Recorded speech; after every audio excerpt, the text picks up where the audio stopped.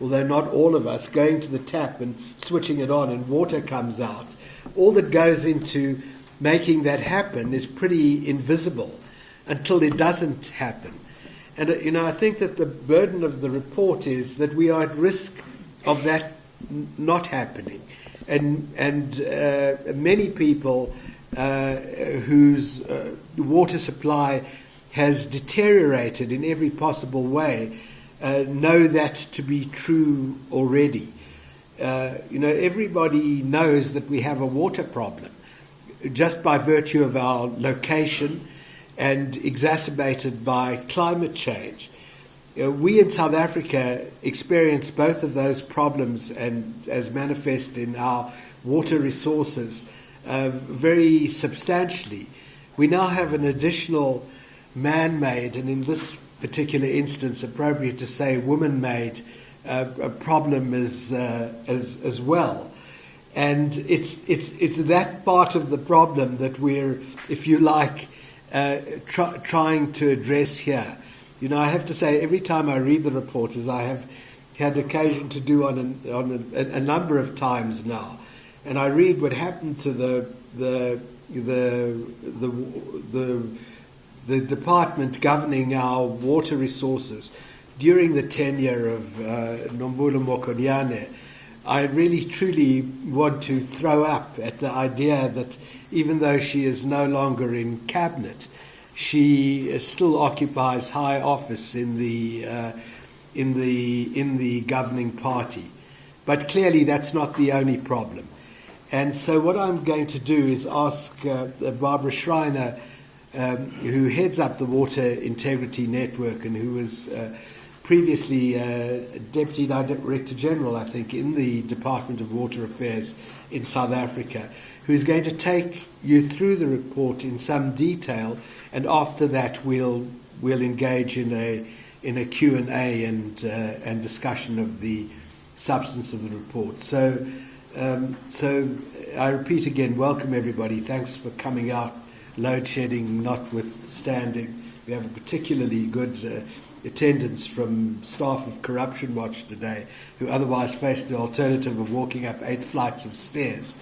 But they're also very dedicated to hearing about corruption. So thank you, everybody, for being here. And Barbara, I'll hand over to you. Thanks, Dave, and good morning, everybody. Let's see if I can get the technology to work and find my presentation.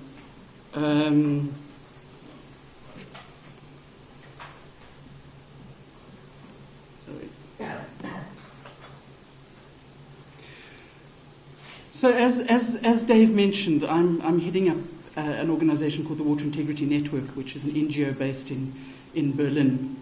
And our mandate is trying to address corruption in the water and sanitation sector globally, which for a small NGO is a fairly substantial mandate to have. One of the things that I was interested in about the South African sector is we have so much in place, so many of the things that should say we can actually reduce corruption, and yet corruption in the water sector has gone through the absolute roof. And so it makes a really interesting case study. And so we then tried to put together a report, and Dave says I'm going to take you through it in some detail. Actually, when Corruption Watch and when we commissioned this report, we were kind of looking at a 20-page report. At some stage, I think it was about 100 pages, and I think we brought it down to it's about 45 or something now. It could have been a lot more. It's not by any means a comprehensive report, but it's tried to cover as enough to give us a picture of what's actually going on and what should be done. So let me, without further ado, launch into this. Post 94, and I'm assuming there are a whole lot of people here who don't know the water sector well, but there are a number of people who do know the water sector well. Post 94, the water sector in South Africa was almost like the poster child of water globally. We achieved the 2015 Millennium Development Goal for water supply ahead of time. We recognized the human right to water in our constitution. We protected the right to water through the free basic water policy for the poor. We gave legal protection to environmental flows. And in 2002, we led a global campaign to include a sanitation goal which is now in the SDGs. And in many ways, the water legislation in South Africa and what we were doing was held up as being a gold standard. Unfortunately, what we've seen since then, and in more recent years, is a serious decline in what is happening in the water sector. So actually the figures say that only 65% of households in South Africa have a reliable access to water in terms of reliable delivery and quality. And if you look at the poor areas, that falls to 37%. So in fact, access to a reliable supply of water in South Africa is declining on an annual basis. For millions of people around the country, actually interrupted supplies and lack of access to water are the daily experience that they have. Partly as a result of that, partly as a result of problems at municipal level, payment for water is falling, municipal debt is increasing, and actually that goes up the water services chain. The lack of payment goes up. We all know that we have a serious problem around pollution of our rivers, whether it's from failing wastewater treatment works, poorly regulated mining operations, industry. We have a significant problem with pollution. And then we add into that in 2018, SCOPA and the Auditor General basically recognized that the management of the National Department of Water and Sanitation had collapsed, and that there was billions of rands of irregular expenditure, huge debts, and a whole lot of failed projects. So that's where we stand at the moment. When we're talking about corruption, just to make sure that we're all on the same page, we're talking about, and there are many definitions, but this is one of the most sort of standard, the abuse of public resources or public power for personal gain by anyone at any level of government or in business. And let's not pretend that corruption is purely a thing of government. What we've been facing in South Africa is systemic corruption. It's not odd little bits of corruption here and there. It's systemic across the thing. Systemic corruption having the most enormous impacts on economic performance. And systemic corruption is really where you have in place formal rules. And we have very good formal rules in place in South Africa. But actually they've been replaced by informal rules that operate. And that's what we're facing in South Africa. So what we've put together is a report that tries to bring together a whole lot of examples of corruption, do some analysis of what are the strategies of allowing that corruption to play out, and then some recommendations to say, okay, so what are we going to do about it? Because the one thing we can't do is wash our hands. Good pun. Particularly appropriate at the moment. I hope you all washed your hands when you're out here. We can't just wash our hands and say, oh dear, it's corrupt, let's give up. We have to do something about it. We also have to recognize that what's happening today cannot be divorced from our past. We come out of a profoundly corrupt history. Everything before 1994 was corrupt. The abuse of the system in order to provide water and sanitation to the white economy and only a trickle to black areas was profoundly corrupt. We need to understand that. We also need to understand that post-94 there was a huge pressure to suddenly provide services to the unserved millions of South Africa. That meant huge investment, huge money, huge infrastructure development. It also meant that we needed to bring people into the system who had been excluded from the system. In the process, inadvertently, a whole lot of doors also got opened for corruption. So let's just take that as a framing and recognize that that's the history that we come out of.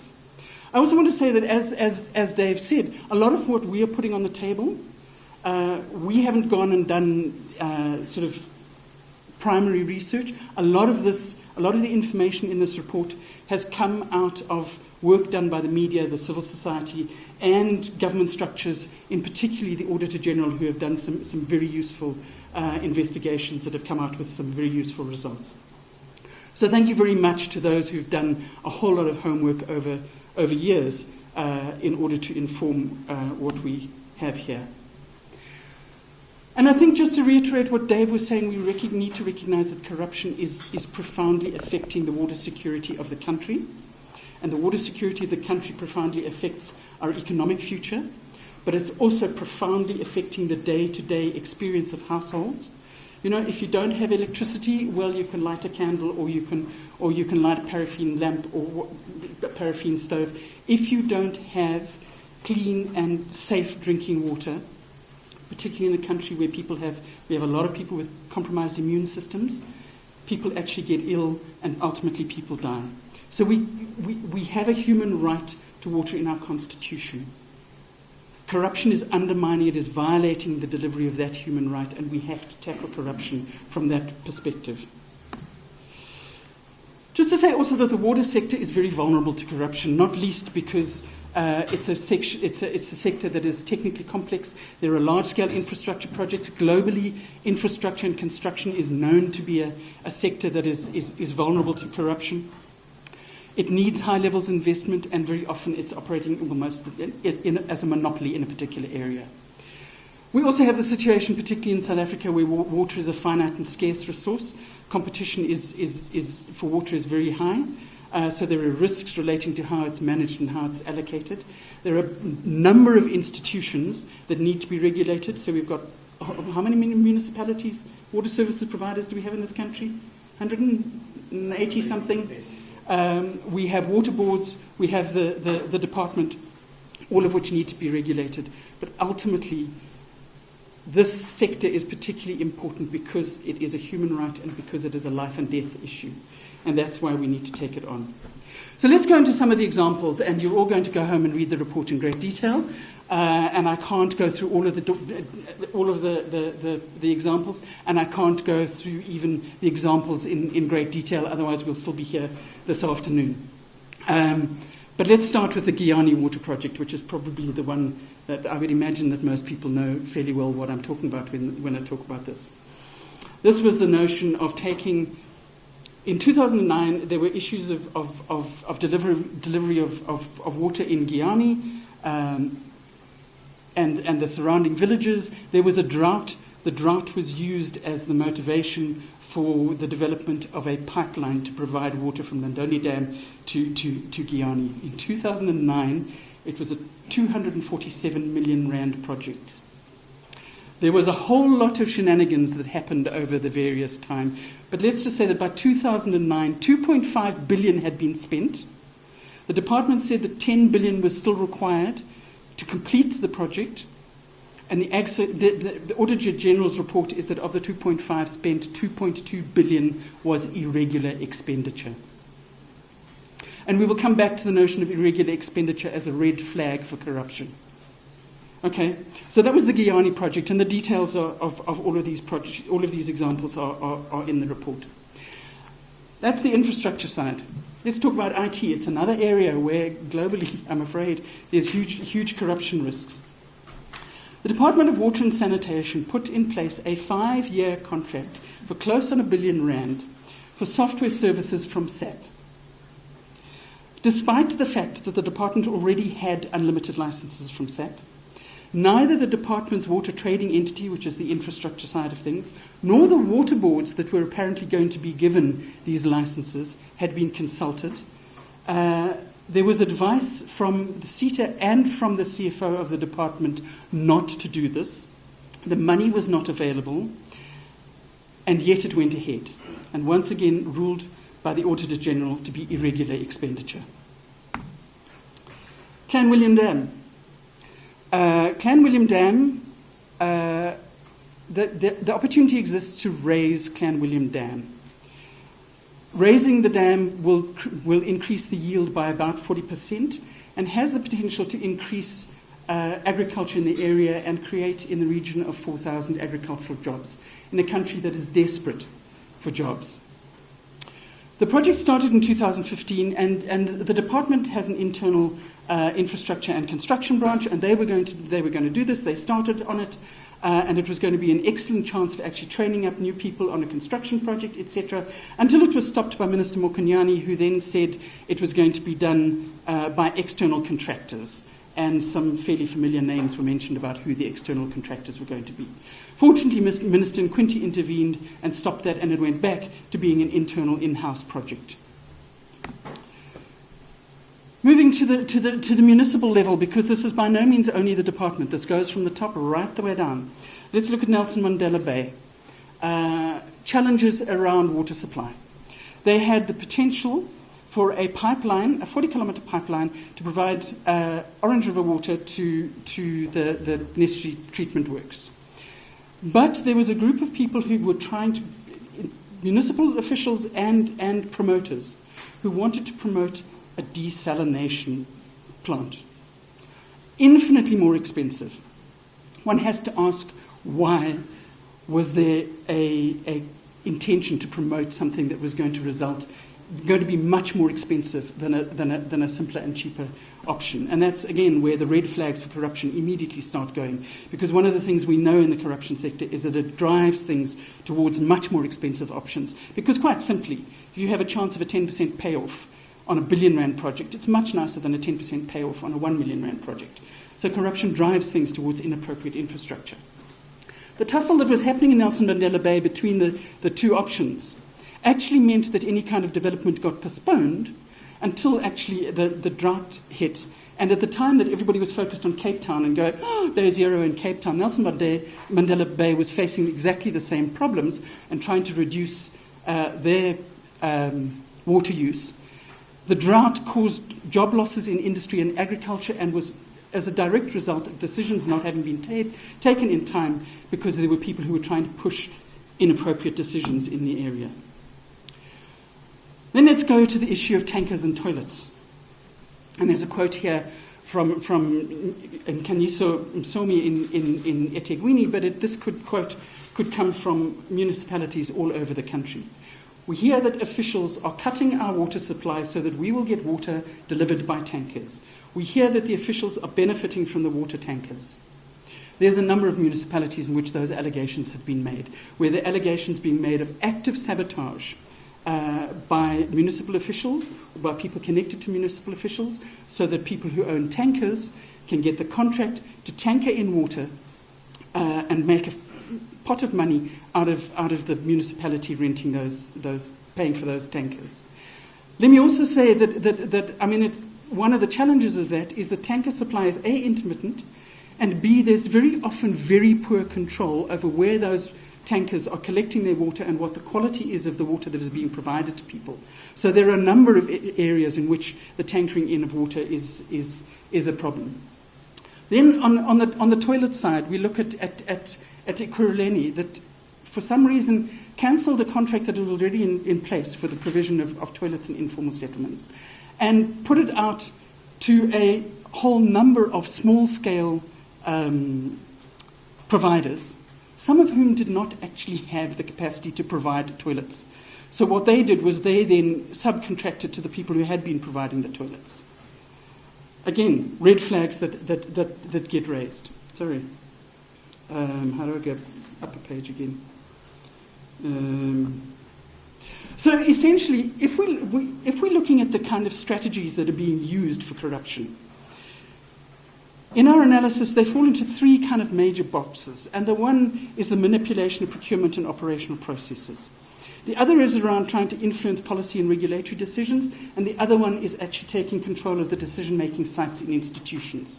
And I'm going to look at some of these, but again, I can't possibly go through all of the different strategies that are. So I'm going to give you a flavour, a nouveau cuisine taste of it. And you can read the document for the details. One of the challenges is that tender processes can be rigged, even in a well-run system, if there are enough people who are happy to influence the process. So no matter what requirements you have in place about this has to be done and this has to be done and this has to be done, if you have people who are willing to buck the system, and if there is no impunity, and we will come back to that, it can really still, no matter what's on paper, it can go awry. So when we're looking, for example, at provisions, there are special provisions in this country for large infrastructure. It requires a separate bid specification committee, bid evaluation committee, and bid adjudication committee. On the basis that means no one group of people can take the thing. You have checks and balances of separate people looking at the process at separate times. But if you have somebody at the top of that who goes, well, I don't care what came out of those committees, actually the process becomes irrelevant. So in Mpumalanga, for example, there was a situation where a tender went out. There was a late circulation of an amendment to the tender, which meant that only one bid actually met the tender specifications. That in itself is a whole strategy for actually getting past the tender system. The bid evaluation committee actually did their work, and they went, no, The change in the specifications that went out is not material. So we are not disqualifying people who haven't done that. It's not material. And they went ahead with a proper process, and they recommended a particular company to be appointed. But the CEO went, nah, and changed who was appointed. In that case, it's very difficult unless you have good oversight mechanisms. Your procurement processes can be undermined. So processes are only effective if they are complied with at all levels and if there are consequences for failure to do so. And that's one of the biggest challenges that we're seeing, is that there are not yet sufficient consequences for the failure to adhere to procedures. Other ways that the tender processes get corrupted. There are provisions in the procurement requirements legislation that are designed to enable government to work efficiently under certain circumstances. So one of the things, for example, is that the Treasury regulations allow government departments to set up a panel of service providers. It's intended to enable government departments, if they want toilet paper on a regular basis, to have a list of people that they can get the toilet paper from. It specifies for regular and repeated services, and where the terms of reference can be clearly and simply specified. But it's abused to set up panels of service providers for large-scale infrastructure and to appoint companies to develop and build large-scale infrastructure on the basis of a panel of service providers that was not intended in the original regulations to be used for that purpose. Then there is specific regulations that allow government to bypass tender procedures where, for example, there's an emergency, which is absolutely appropriate. Where there's an emergency, you might need to bring in somebody right now. You can't go through a whole tender procedure, etc. Those emergency procedures get abused either by creating an emergency, for example, through sabotaging a pipeline at municipal level, or creating or declaring an emergency and saying this is an emergency, we bypass the regulations. There's a what's called Regulation 32, which enables government, if another organ of state has properly appointed a contractor or a service provider to provide a service, another organ of state can actually use that for the same service. It's generally called as the piggybacking regulation. But it's being abused. And so where people have been inappropriately appointed, they are getting appointed inappropriately. If the original appointment was inappropriate, any piggybacking of that helps, that happens, is actually inappropriate. And it's being manipulated for certain people to actually get tenders across more than one municipality, for example, or across more than one organ of state. Then in terms of the water sector specifically, there's a challenge around directives under the Water Services Act. The Water Services Act allows the minister to give directives to entities under her authority. But those directives need to be reasonable, and they need to be financially viable, and they should be paid for by the department. But in fact, directives have been issued to water boards in particular to carry out things without, for example, the budget following, leaving water boards in a precarious financial state. And there's been considerable abuse of those directives and how they're interpreted and how they are used. One of the things we talk about in the water sector in South Africa is the lack of institutional capacity, the weakness of our institutions. But one of the things that we have to ask ourselves is there a will to have strong institutions, or is there a will to actually have weakened institutions? And in an environment of corruption and systemic corruption, you actually see systematic weakening of institutions and of oversight mechanisms, because that enables corruption to flourish. So then we need to ask ourselves, if between 2009 and 2017, which is the case, the average length of tenure of a DG or acting DG was 11 months, over a period of nearly 10 years, 11 months, less than a year, was that accidental or was that deliberate? Was that part of a process of making sure that nobody who was actually a strong and competent leader with integrity was able to run the department. One of the things that I think is worth noting is that the appointment of DGs is done in consultation with the presidency, but the dismissal of DGs, I think, does not require that kind of oversight. Then we come to a slightly different issue, and those people who've been listening to 702 in the near future would have heard discussions about the construction mafia yesterday or the day before. There is a requirement in the South African construction industry for a proportion of the workforce to come from the local community. It's a perfectly right requirement, but it's being abused. And what one is actually seeing at the moment, that there are demands being put in place.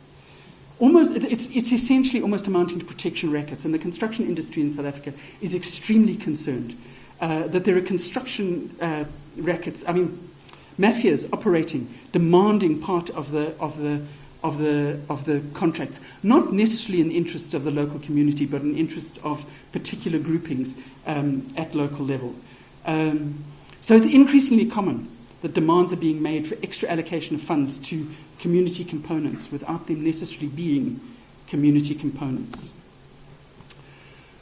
So one of the things that we have been mulling over in this report is that there is a lot of anecdotes and a lot of stuff that points towards a correlation between incidents of large-scale corruption and political activity. Now, we are not forensic investigators. We do not have the resources to go and follow the money down the bank account trails and find out exactly where it comes out. But there is a very serious question that needs to be asked as to whether the corruption in the water sector is being used as a vehicle to fund political activity. So, what do we do about it? We know that corruption in the water sector has damaged people's lives and livelihoods. Resources that should have improved services have gone into private pockets and to consolidate the power of politicians at all levels. The performance of water sector institutions has deteriorated appallingly over the past decade. What can we do to turn this around? And at this point, I have to say there are no easy solutions. I wish there was like a silver bullet. We can go, do this, and corruption's gone. Somebody asked me earlier, can one create a situation where there's no corruption? No, I don't believe there can. Can you create a situation where you can actually minimize and control corruption? Absolutely, you can. I think we need to recognize that there has already been action. It's not as though nothing is happening in the sector. There are whistleblowers. There are journalists who have reported on a whole lot of this stuff. The Auditor General has done investigations and published some very important reports. And I think we also need to recognize that in a whole lot of these water institutions, there are people, competent and dedicated officials and board members who are trying very hard to do the right thing in very difficult circumstances. And I think what we need to recognize that in an environment of systemic corruption, often doing the right thing is at severe cost to people's mental well-being, their jobs, and sometimes even their lives. And so it's really tough on the people who try to do the right thing. The SIU has already been given directives by the President to investigate a whole bunch of allegations of procurement and contract management investigations in the department, in Lepella and Mgeni water boards, in Gauteng Provincial Department of Housing related to water, and in a number of municipalities, for a total estimated amount of around 4 billion rand. They have already taken legal action to terminate some contracts and to recover some funds. They've passed information on to the NPA and the tax authorities to consider criminal investigation. Some departmental officials have resigned, some are facing internal disciplinary action, but actually we haven't seen sufficient consequences yet, serious consequences. And one of the challenges of the presidential proclamations to the SIU is that they do not address the issue of the accountability of the political leadership in what's been going on. There are also, there's stuff that has been done right in South Africa that we can learn from, and we shouldn't get into totally the doom and gloom scenario because there is some good stuff. So, for example, Joburg Water put in place a management system which not only improved their utility performance, but it made petty corruption more difficult because, essentially, of the system of recording what happened. So the system wouldn't issue materials or tools to any plumbers or foremen unless there was a registered job card. It made it a lot harder for people to lobby for priority attention or for illegal, illicit work, because everything had to go through a call center and had to be registered. So the paper trail was or the electronic trail perhaps was there. The other thing is to say that the threat of consequences actually does work. And we will come back to this issue of consequences because it's critical. If we look back in history to the phase 1A of the Lesotho Highlands Water Project, there was criminal prosecution of both officials and private companies, with at least one official in Lesotho going to jail, and significant consequences for at least one international engineering company. Phase 1B was completed after that in 2004. It was completed close to its planned time and on budget, and there were some instances of corruption, but there were criminal charges following on from that, and there were fewer cost increases due to contract variations and claims. And one can draw the assumption that actually what happened in Phase 1B made people go, maybe we should behave ourselves on this project. There's also been active action by governance structures. If we look at the Umzimvubu project, the board of TCTA should be commended for actually exercising what is their fiduciary responsibility. There were attempts to promote the funding of this project through some Chinese funding by the minister at the time, and there was, in fact, explicit instruction from the board to the chief executive to say, do not sign the loan agreement with China, which actually prevented this country from entering into what would have been an incredibly expensive and very problematic project. And that's an example of a board exercising what is its real fiduciary responsibility.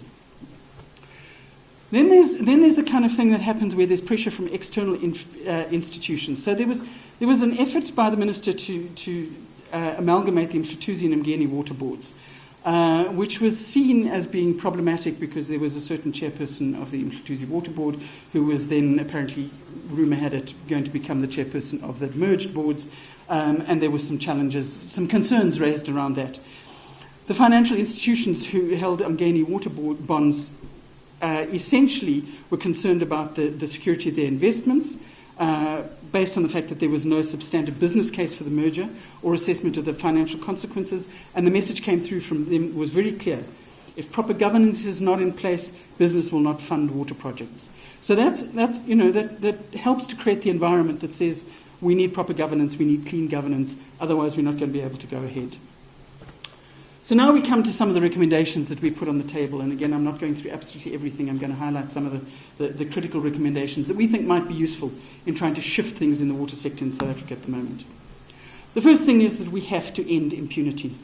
We have to somehow find a way of instilling a culture of consequences, because where there is no consequence for corruption, major maladministration, whatever it is, it's very difficult to keep it under control. So we need a culture in which misconduct has its consequences. And that's the responsibility of all of the water sector institutions, the Auditor General, the law enforcement authorities, including the SIU. If we saw that what the SIU is involved in at the moment leading to some real cases and some real orange uniforms for people, maybe it would shift this culture of impunity that exists at the moment. The other thing we're saying is that we need to, the possibility of political corruption should always be considered by the investigative authorities. It's not right that it starts at the level of officials and goes down. It needs to cover the entire thing. Our sense, if you look at the fact that during the reign of Minister Mokonyane, irregular expenditure went up to 4 billion rand. We think that it's worth investigating all major contracts that were issued during that period. The other thing is that you can't have honest institutions if you don't have honest and ethical people. If we want the water sector to become an island of integrity, and I will come back to that, we need ethical leaders, and we need ethical leaders who will ensure that their appointments to organizations reinforce these values and appoint ethical people. We need processes in place to remove those who break the rules for corrupt processes. And we think that consideration should be given to the involvement of some kind of external agency, perhaps the Public Service Commission, panels constituted somehow that actually overlook the appointment of people to the boards of entities and ensure that the appropriate criteria are seriously being addressed in the appointment of those people to those positions, because those are extremely powerful and important positions in the water sector. If we look at procurement, we need to get the procurement under control. Major reform of the procurement system is not going to happen. It's not going to affect things where people are actually just ignoring the procurement processes and running things by informal rules. We have to get that process under control of the sense of impunity, and you can just do it how you like. But once we've got more of that under control, there are systems that have been used elsewhere that we can actually learn a lot from and can introduce. And part of that is the open contracting models, where participation from the private sector and civil society is actually invited to ensure improved accountability of government processes. And there's been some very interesting work done around the world in how one can actually do that. Open contracting models recognize that greater transparency from government, while a good thing, is not in itself sufficient, that actually the accountability based on that transparency is required. It needs that private sector is able to compete fairly, and that civil society actually is able to monitor and analyze public procurement processes. And some of the things that can be used in this process include integrity pacts. E-procurement is a big one. Data standards is a big one. And then red flag monitoring. And I mentioned earlier the issue of red flags. And one of the things we're saying is that we need to be able to say to ourselves, where there is rampant irregular expenditure, it should be a red flag. Is there corruption happening here? It may be that there isn't, but it may just be irregular for other reasons, but we need to be able to say there's rampant irregular expenditure in this institution that's happening. This is a red flag. We need to investigate whether there is actually corruption here. Similarly, where political appointees, ministers and boards of public agencies are involved in procurement decisions, who gets appointed? Red flag, is there corruption happening here? Then we need to work with the private sector. Is this still working? No, but you can still hear me. Cool. The notion that the private sector are a victim of corruption needs to be challenged. Private sector companies that enter into irregular contracts are breaking the law, they're placing their businesses at risk, they have a legal duty to ensure that correct procedures have been followed in the award of public contracts. They need to be made aware of that, and they need to be penalised when they actually benefit from being part of irregular processes. I have a suspicion the battery went flat. Then we're saying the work of the civil society and media needs to be recognised. It needs to be supported. It needs to be embraced. The role of media and the civil society in uncovering and publicising corruption and then pursuing corruption until remedial action is taken is critically important. Part of that is the right of citizens and civil society to access information about public management processes, which needs to be respected and recognised, including information on procurement processes and regulatory decision-making. Ideally, we would have a situation where our civil society organisations can actually spend their time on analysing the information, not on having to put forward prior submissions to try and get the information out of government. The information should be freely available. The water sector already has extensive linkages with a range of civil society organisations, which have gone through their ups and downs over the years. But actually, there's a range of civil society bodies in the water sector that actually are interested, are passionate, and care, and they need to be supported and they need to be engaged. Apart from anything else, they have really important operational insights that don't necessarily come through from within the government structures. Then, and perhaps most importantly, we are saying the water sector is so important. We need to find ways that we can designate the water sector as an island of integrity, a no-go zone for corruption. People's lives depend on it. To be able to do that, we require joint work from government, from civil society, from the private sector. We need to bring people together around the table and say, we are going to make this sector an island of integrity. There's quite a useful model in relation to that, that one can look at and maybe adapt. which is the model that is being used in the health sector, where there's an anti-corruption health forum, which is actually led by the SIU, brings a whole bunch of stakeholders together, law enforcement agencies, relevant government departments, representatives of the private sector, the regulators, civil society organizations who are involved in healthcare and involved in combating corruption, and they sit around the table to say, okay, what are we going to do about this issue? What are we going to do about this issue? Because what you need to do with different issues are different. So reports of corruption and gross irregularities are submitted to the forum and then allocated to the agency best placed to address them. It may well be worth bringing in the Auditor General into that process and some of the other Chapter 9 institutions. But we need to look at ways that we, as the water sector, can work together and say, not in our name, it stops. We want to designate the water sector as an island of integrity. It matters for people's lives. Thank you.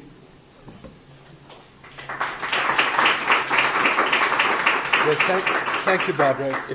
Barbara, and I'd forgotten to mention, as Barbara, a lot of the heavy lifting on the report was done by Mike Muller, who was previously the Director General of the Department of Water Affairs. And if Mike and Barbara could join us up here, we'll take questions and discussion from the floor. As you can see, this is a pretty comprehensive report, and I'm particularly excited, even though it has a sort of rhetorical sense about it, of declaring the water an island of integrity. There are undoubtedly going to be much competition for what should be declared an island of integrity. But I think that there are very particular reasons why water, I think health and policing qualify to be treated as no-go zones for corruption, because really what is implicated is not only the right to health or the right to water or the right to security, but effectively the right to life. And so we make that recommendation not only in a rhetorical sense, but we want to try and give substance to what would constitute an island of integrity. But there are undoubtedly many questions that need to be raised and that you want to raise, and Mike and Barbara and myself, who is the least expert of all, the three of us on water matters, are happy to try and answer them. So over to you. Any questions? Okay. My name is Sepo from SABC Radio.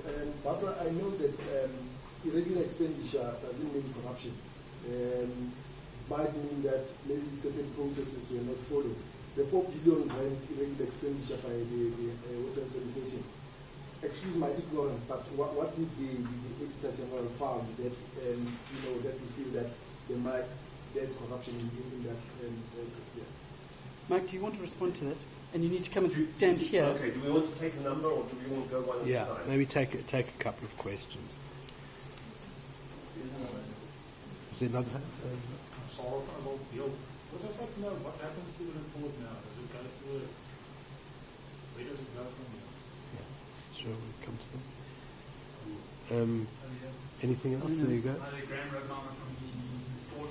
Just to follow up on this gentleman's question about what happens to the report next. And on top of that, what's the level of engagement that you guys have had with the department now?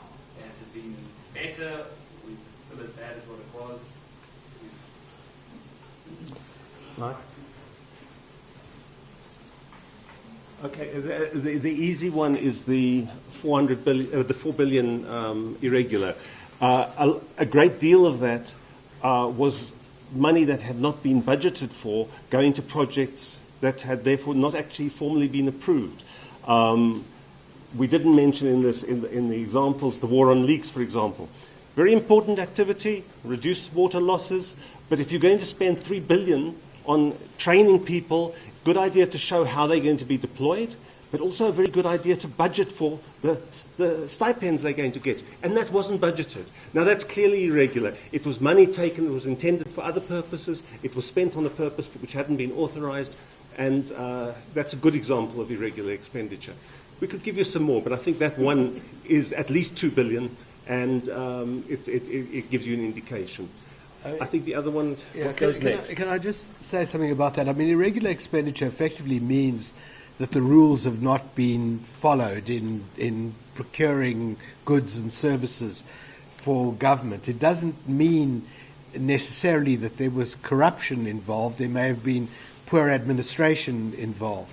But there's a very important judgment of the Constitutional Court some time back now in the infamous matter of the South African Social Security Agency and cash paymaster services that we were involved in as an amicus. And what the court said there, before the court was maladministration, effectively. The process of making the appointment was being reviewed. We could not bring before the court a criminal complaint because we had neither the jurisdiction nor the resources to enable us to do that. So we reviewed the process, and the process was found to be irregular, and the contract was, as I'm sure many of you know, struck down and declared unlawful and invalid on that basis. But what the court said is that where irregular expenditure occurs, and particularly where that irregular expenditure always seems to benefit particular players, or a particular player, as in the case of the SASA matter, it needs to be viewed as a red flag for corruption. You need to ask, why was this massive contract procured irregularly, and why does it so happen that particular beneficiaries always emerge as those who have profited from the irregularity? And where that is the case, the possibility of corruption needs to be investigated. It was an open invitation from the Constitutional Court to the criminal justice authorities to look into what happened there, that naturally, given the time at which this happened, was never an invitation that was never taken up. But we are saying that with respect to the water sector as well, where on some particular watch massive irregularity occurs, you need to ask why. Who did it benefit? And that's, essentially the significance from the impunity point of view of irregular expenditure. It demands further investigation. Do you want to talk a bit about where the report goes? Yes, I mean that's the most difficult question of all. So where the report goes, the report has been handed to the Ministry and Department yesterday. We would in the first instance want to engage, and we will do so, with other civil society organisations working in the area. We would want them to interrogate the recommendations together with us that we've made, and develop an advocacy campaign for implementing the recommendations that we've made, and conceivably additional recommendations or different recommendations that others involved in other ways in the sector would want us to engage with. We'd also want to engage with professional bodies in this area. For example, we have over the period of time that we've been doing this work, not only in the water sector but generally, engaged with, for example, with the Consulting Engineers of South Africa, a very small professional association, but whose members are really pivotal in the granting of these large infrastructure projects, including in the Department of Water Affairs. And there are other professional bodies that we would want to engage with as well, because professionals in this sphere, in the sphere of large infrastructure projects, stand at very sort of critical junctures in being able either to detect or enable corruption. And then we will engage further with government on the report. But, we are who we are, and we rely on pressurizing others to implement the recommendations that we've made, and our engagement will be in the first instance with civil society, but also with business associations and professional associations, and then directly with government. Maybe I should just add, in the interests of full disclosure, that Mike and I both sit as on an advisory committee advising the Minister of Water. And we mentioned to her when we were developing this report that we were doing it, and she was supportive that we go ahead and develop it, recognising that this is completely separate from what we do as advisors. This is with the other hat. We all have multiple hats. But there are recommendations arising from this report that we can take forward as well in our engagement with the Minister. There's one question that we're missing that we haven't answered. I think that... Is Did we that miss any? answer- Did we? Oh, yeah, you Just want to know about the level of engagement you kind of want. Yeah. Yeah. So there's a hand here and a hand behind you and a hand at the back.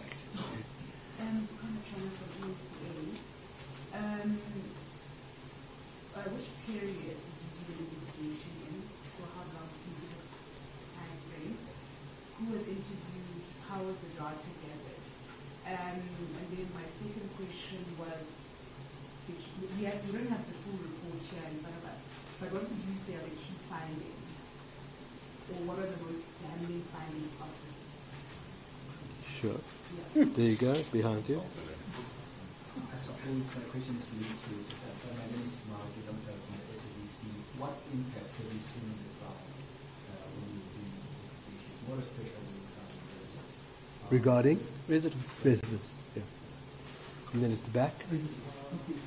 Maybe just stand up. I think we get across from the water plan that was treated by Minister in the Sixth that will cost the country 900 billion.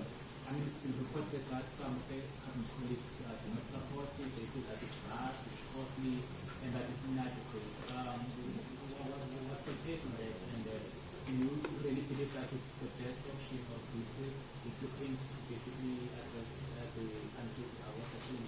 Thank you. Yeah, let me do the Sorry, detail. Lada's got a question over there. Let's take one more. Hi,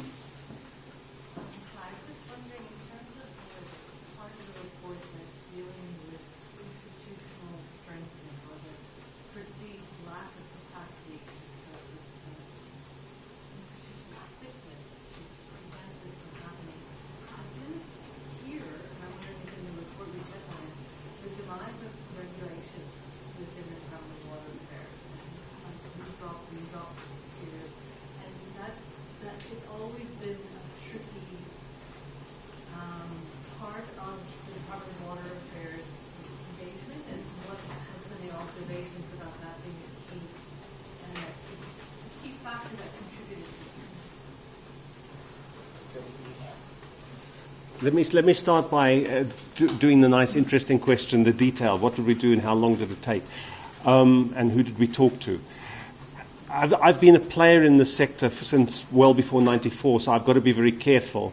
And what I've tried to do in the course of this is not so much talk to people like journalists and interview people, but look for record, look for documentation. I'm very grateful to the journalists who've done the work that they have, because they've provided reports that could be cited, because that's part of the public discourse, and we need to respect that. So if you looked at Barbara's presentation, some of it started before '94, because the corruption that we've had in the Lesotho Highlands Water Project actually started back in '88. So it's part of the record. We can see that pattern developing over time. At the other end, I have to tell you, it's a really difficult subject to research, because the moment you press save and say this is the final version, you switch on the Zondo Commission, and there's the witness from Mkhlatuzi Water explaining how the millions was taken out of Mkhlatuzi Water and put into the house of Dudu Myeni. And you think, should we try and include that? So we drew the cutoff about just before that Zondo Commission hearing. So we've tried to be up to date, but we've tried also particularly to ensure that there are documented sources. Apart from the Auditor General, we have to recognize that the PMG, Parliamentary Monitoring Group, provides a fantastic service. They can give you tape recordings of the public hearings in Parliament way back to almost the beginning of democracy. Those are very useful, because then we can quote people what they said in Parliament on particular issues, and there's quite a lot of that material used. There's also other material, but I've tried, as I say, to keep it documentary rather than going and interviewing people. Some people will complain about not being interviewed, and frankly, if you've got 4 or 5 reports that have been published and haven't been contested and are still in the public domain, they're on the websites, that is public record, and it's much better than saying, I talked to so-and-so and they said this, and then tomorrow they deny that they said it. So I hope that covers you a little bit on that. What was the next question? Key findings. Key findings. No, I don't do the key findings. They're the responsible for strategic people. They must do the I thought I presented the key findings. I thought honestly that's what the presentation was trying to do, was to draw out what are the key findings and what are the key recommendations. So I'm not sure that I need to refine it down below that. I think one of the key findings is that corruption in the water sector in South Africa is impacting critically on our ability to actually deliver water to people, and it's putting the economy and the well-being of people at risk, and it is systemic. But there are ways of dealing with it if we have the gumption to actually get together and say we seriously want to turn this around. That for me, I think, is one of the key findings. And I suppose, like in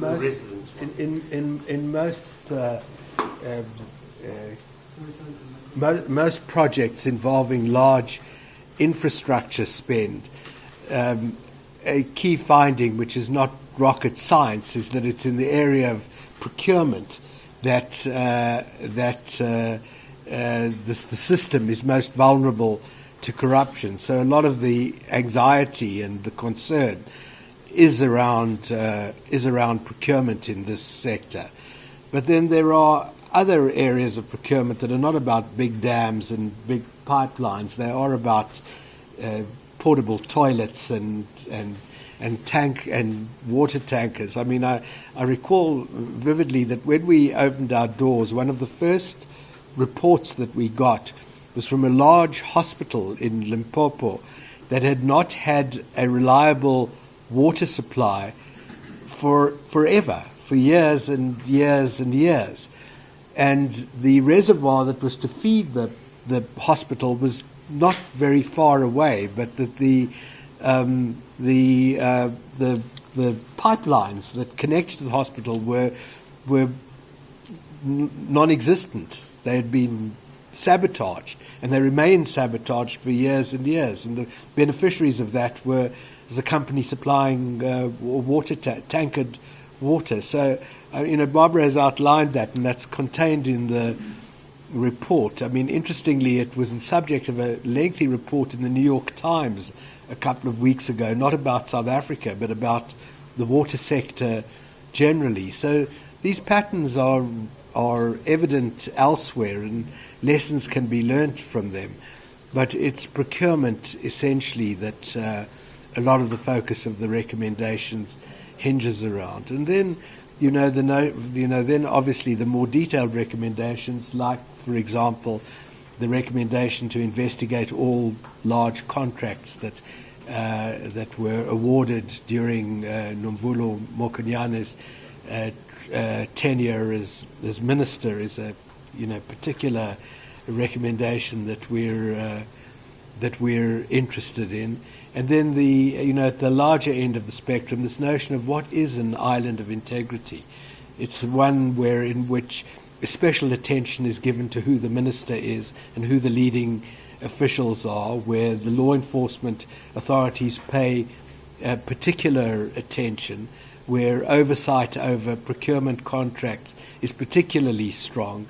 And, I'm really interested in whether we can develop that notion and that recommendation. Barbara mentioned the Anti-Corruption Health Forum, which is in that report, of which we are members. And that's something that is still, in its sort of embryonic days, but that is actually working rather well. It's not a forum for grand speeches and for big leaders. It's a real working forum of groups who come together, some with reports like us, others with the capacity to investigate or introduce new policy, and we would like to see that extended to the water sector. So there are, a number of key recommendations there.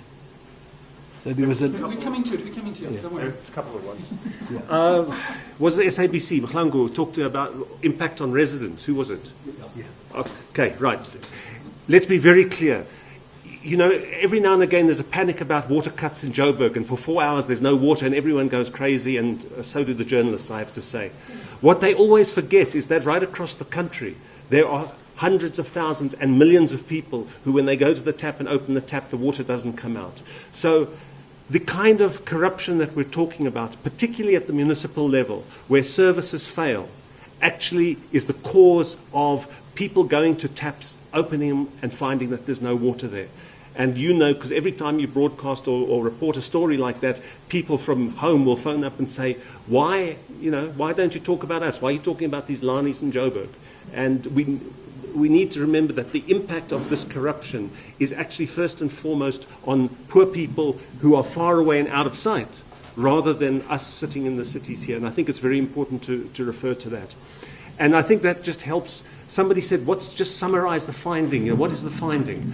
I think the important finding, and let me just help you on that, is to say that corruption in the water sector has been found to be systemic. It's not one bad person and another bad organization. It is now permeating all the way through.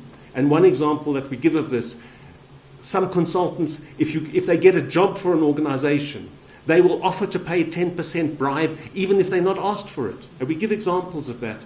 And I think that's the kind of level that we've got to, where it's not one or two individuals, it's now a systemic practice across the sector that is really quite dangerous and we need to address. I want to just add one thing to the issue of the impact, because absolutely that is the daily impact that particularly people in poor communities are facing. But at the same time, there's this notion of a slow onset disaster. So floods are generally sort of quick onset, and a drought is a slow onset disaster. Building of water infrastructure takes years. Where decisions are delayed, as they were in Nelson Mandela Bay, where they are delayed as they were in the Lesotho Highlands project, because of people interested in trying to make bucks out of it inappropriately, you actually put not only the household water supply, but the water supply for the economy at risk. And we are not in a situation that we can afford to actually impact on our economic growth by postponing water projects because somebody wants to make some money out of it. So that's almost in a sense a more insidious thing, and it's really difficult to catch up once things have been delayed. And that's exactly what happened in Nelson Mandela Bay. Lila, to come to your question of regulation, the blue drop and green drop is specifically mentioned in the report. One of the things we talk about is the undermining of the oversight mechanisms and those kind of. The blue drop and green drop report were very good at actually providing some kind of oversight of what was happening and accountability, both transparency and accountability. And my understanding is that they will actually be reinstated. It's part of the ministers of the master plan of the department. In terms of the master plan for the department, I'm not sure that that's a question that we should be answering in terms of our role at this particular launch. I think that's something that you should probably be putting to the department and to the minister rather than to us, as I'm here wearing an NGO hat today. Just one minute. I know the report is silent in terms of the rents and cents. I mean, me as a taxpayer, I mean, how much is this alleged corruption costing me?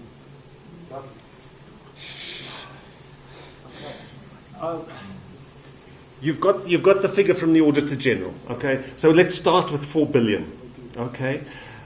How do we measure the cost of the 5,000 people who could, for the last few years, have been working on farms in the Western Cape, producing fruit for export?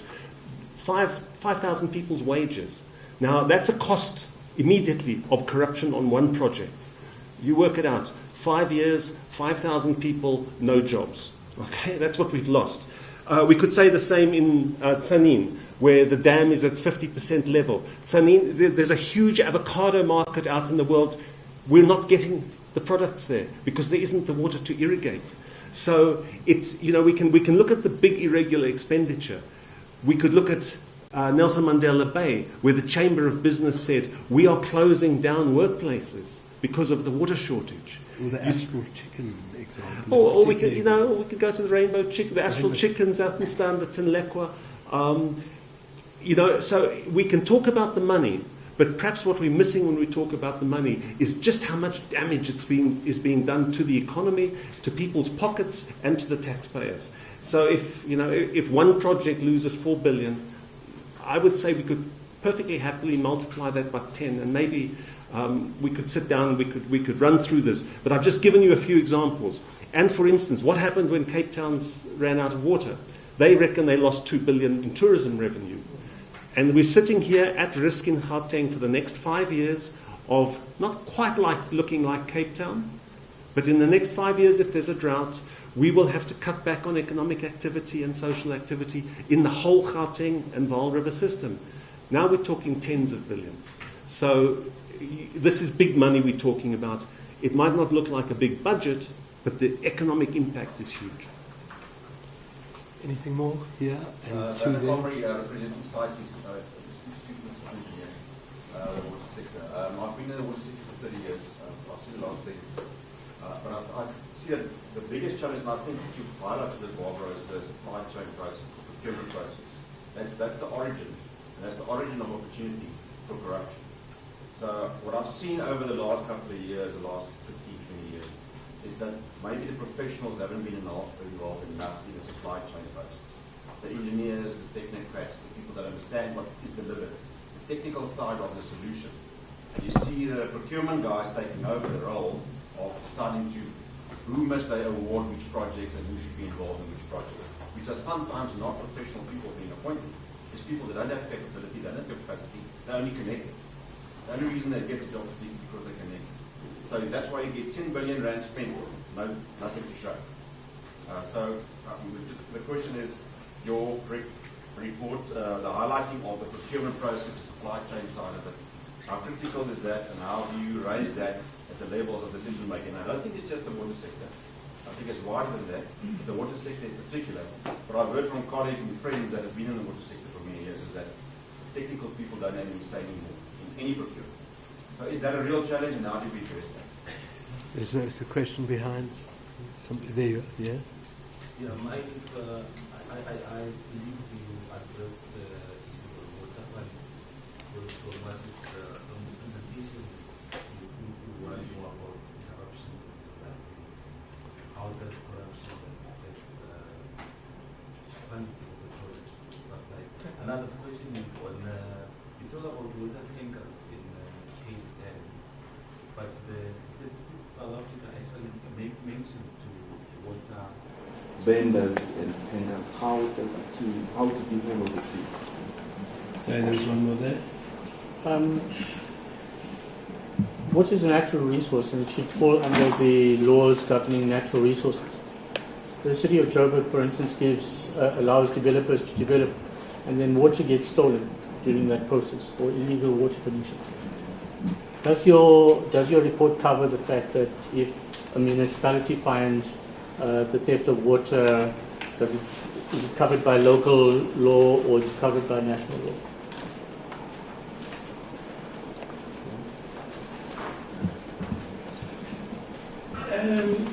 Water quality.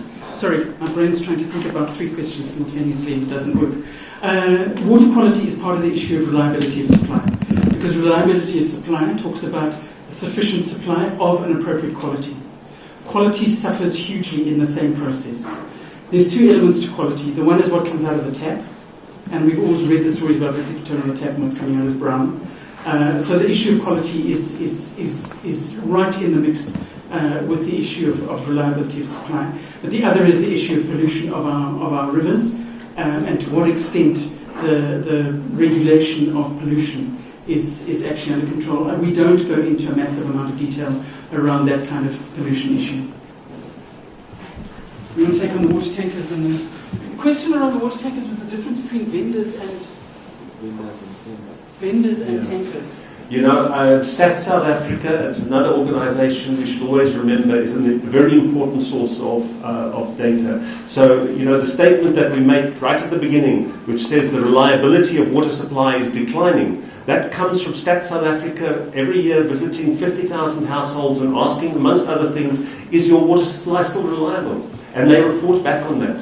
So we must please all pray and lobby to keep Stats South Africa's budget, because each question on that household survey costs them money. And if they don't get the budget, they cut the question.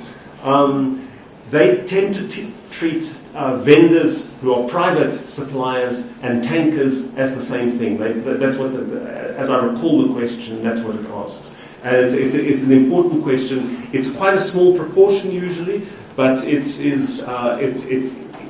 always points to particular vulnerable communities. There's high vendor and tanker sales. It's a community that doesn't have good services. The other question, which I didn't quite understand, let's try it, is about theft of water. Who's responsible? Well, theft of water is something that we need to unpack. Some people take water from a pipe through a tap and don't pay for it. Some people say that's theft. Some people say it's a human right. Actually, it's usually a question of management. If you are managing your water properly, from a municipal point of view, you know if the water that comes out of a tap is covered by free basic water allowance, or if it's more than that and should be paid for. If you're not managing your water, there's two things that happen. First, a lot gets used without being paid for, and it reduces the supply to people down the pipeline. So the question is that theft? Not entirely clear. You want to clarify? I just want to clarify. I'm asking specifically around development. So, for instance, in the city of Joburg, developers have been found to be using water illegally for development. And the fines that have been issued by the city of Joburg have been slaps on the wrist, because the ROI that they do cover these corruption activities. I'm asking, as a natural resource of South Africa, water belongs to the people of South Africa, not to a specific municipality. Does the law cover the water from a municipality perspective when there's corruption, or national law? So if you steal in a mine, natural resources are covered by the national laws. Right. The water that was taken by the Waterfall Estate in Midrand, let's be very specific, was taken from a Johannesburg supply. It was the Johannesburg water. Now, actually, that water comes from Rand Water. Rand Water takes it from the Vaal using a license from the department. Arguably, you could say if Rand Water takes more than they're allowed to under that license, they're stealing water. Certainly, if a farmer takes water from the Vaal without a license, we say they're stealing. If Rand takes a bit more, we say they're just trying to help the people.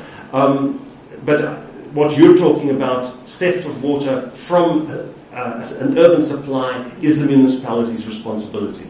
The natural resource is managed separately through a system of licenses.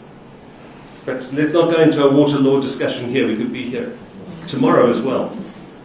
And I think, as to the role of professionals, I think that the report stresses right through the report the importance of technical competence in this field, particularly in the area of procurement. One of the most common forms of procurement corruption is designing a bid specification in a manner that suits a particular procurer, and that's more likely to happen when the person responsible for oversight over the bid specification committee doesn't have the skill to prepare a bid properly, and then invokes the assistance of potential suppliers in specifying the bid. As I said earlier, in the advocacy phase of this, we're very anxious to work together with the professional associations. We've worked a lot with professional associations in law and in auditing, where professionals are often the enablers of corruption. I think we haven't worked as closely in the engineering profession, but certainly it seemed to me from our earlier contact with CISA that professionals in this area are almost uniquely qualified both to influence corruption but also to detect corruption. And we would like to work with them on that basis. But the importance of technical competence and the extent to which a lack of technical competence is responsible for a lot of the corruption that is happening is highlighted in the report. Any last questions? There's one here, and maybe that's the last one. Yeah. Yes, thank you. My name is Tammy. I just want to check. I did hear about the municipality, the government, the corruption. It's there. It's the truth. In terms of the private sector, when they pollute the water, the resources, when they steal water, and when they bribe the municipality personnel, what do you call it? Thanks. We call it corruption. We've constantly made the point that, particularly where procurement is concerned, that it's not a purely public sector problem by any stretch of the imagination. Why often I think the public sector is emphasized is because we elect public leaders who appoint public officials precisely in order to regulate and police powerful private interests. It's when they get into bed with each other that we have a very severe corruption problem. But certainly in procurement, there are two parties that benefit from a corrupt exchange, and those who suffer. Particularly in this area are consumers and taxpayers. But you call it corruption. There's no question about it. I think that's it. Sorry, one last question. Yeah. It's not really a question. My name is Victor. I've been in the water sector, mostly civil society and research for decades. So I want to thank Corruption Watch, the Integrity Network, Barbara and Mark Muller for doing this very important work. And I hope that we will see further fruits of this work in the near future. Thank you. But thank you both for doing this. That's a good thank you. And I really hope that there will be a follow-through on this. I'm going to be interested to see what the response of the authorities and people professionally involved in the sector is to the report. And, it's something that I think we could galvanize a lot of public pressure and public outrage about. And, in a sense, that's what Corruption Watch is in the business of doing. And I hope that we're able to do it successfully in an area that cries out for it.